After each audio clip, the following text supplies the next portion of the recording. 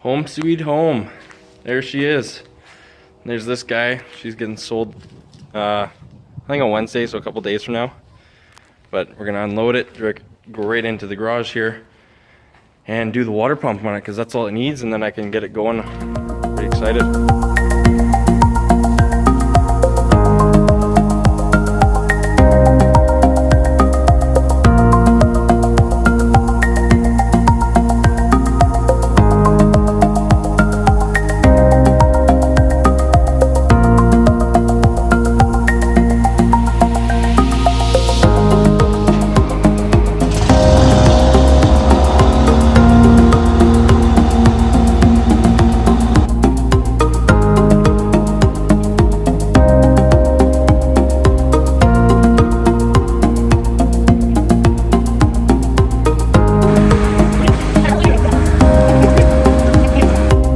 Sad day, sort of.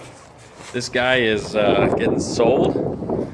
A guy's coming to pick it up. I think he's about 2 hours away right now. But this guy will be gone. Now I'll have more time and more money to work on this one here, which is nice.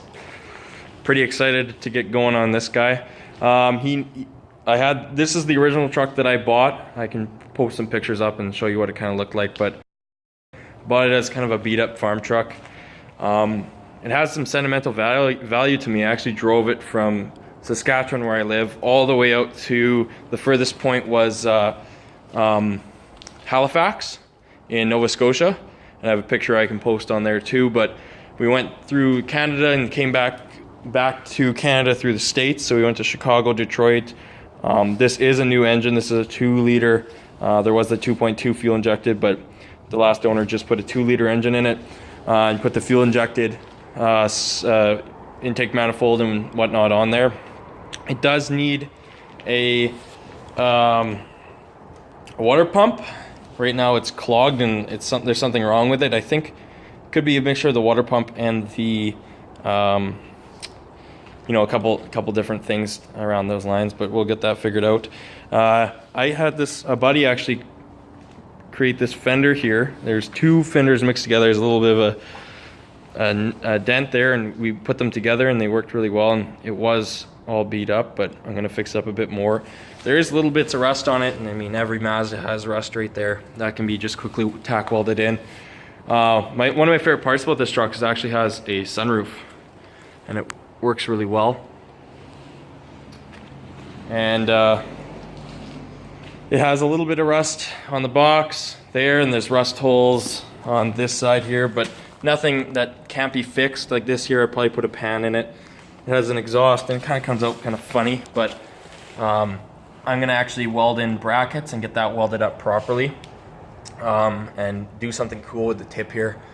Lights, the factory, it has the cap on it, and this cap is awesome. I'm happy I got this back. I'm actually gonna hang it probably up there on my garage.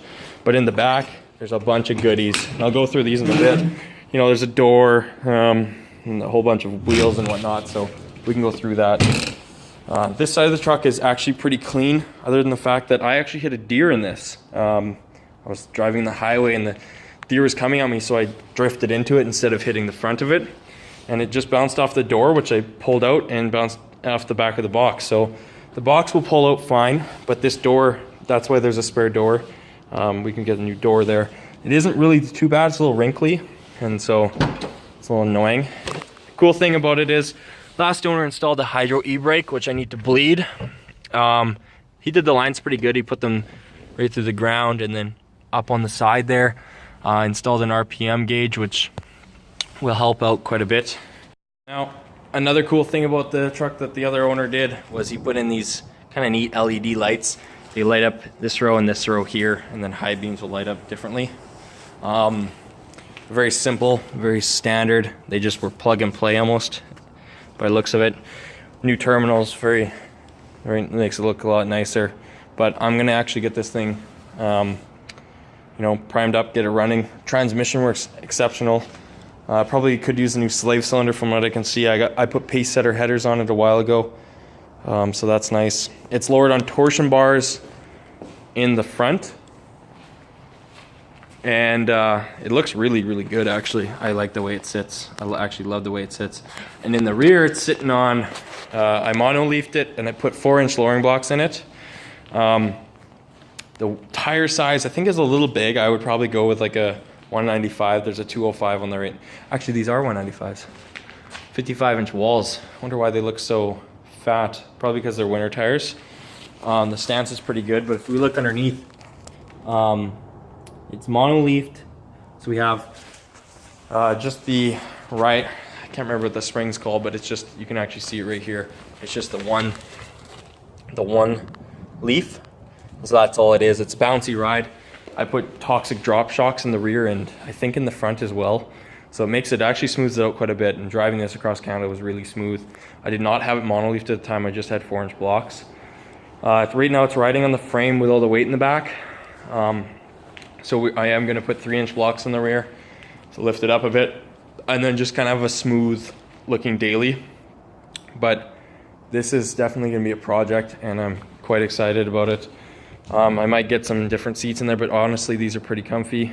Could use a tack as well, and eventually kind of plans could turn into independent rear suspension from a 240. You know, that's an option.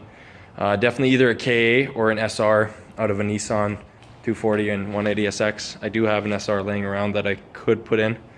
Does need new rings on it, so I'd have to rebuild it. But yeah, that's the little project. I'm super excited to have it back, and this is the third time I've owned it.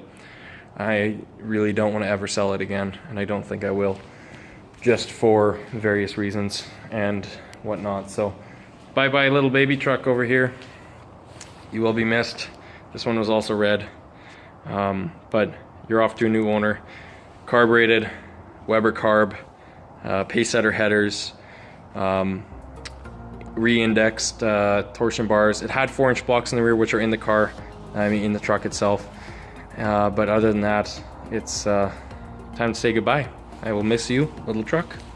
So yeah, off to the new one, off to the new and improved. Excited. Can't wait to get ripping in this thing. It'll be a lot of fun. So let's do it.